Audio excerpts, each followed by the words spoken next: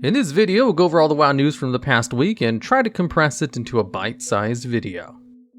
The weekly event is the Shadowlands Dungeon event. This week's affixes are Fortified, Sanguine, Grievous, and Prideful.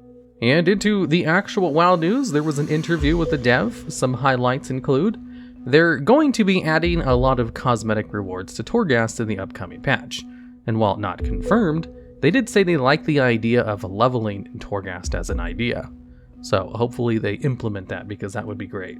In regards to class balance, they noted that Mistweaver monks and Holy Paladins will be receiving tuning, as well as redesigning one of Holy Priest abilities to better more fit their support role, which they're kind of pushing on Holy Priest.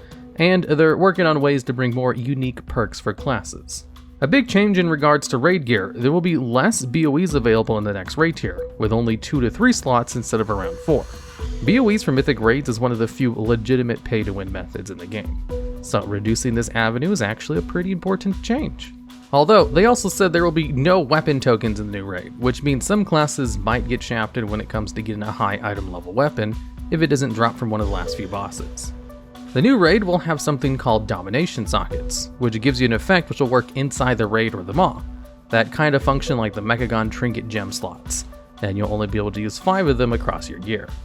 Blizzard said they're looking for more ways to add rewards to Mythic Plus dungeons, like adding bonus valor if a player increases their score after a run, maybe a Hall of Fame, looking into ways to acquire keys, and giving dungeon teleports to players who complete very high keys.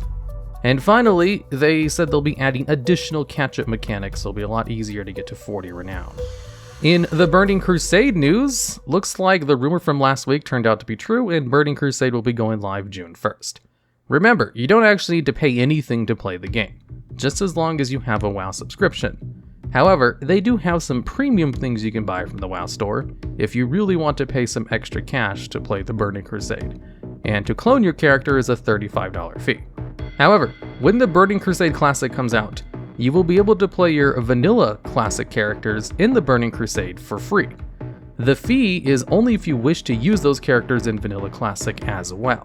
Think of it like a new expansion coming out, and all of your characters individually get to make a choice if they wish to stay being a vanilla Classic character, or become a Burning Crusade Classic character, but they can't choose both, unless you pay a fee.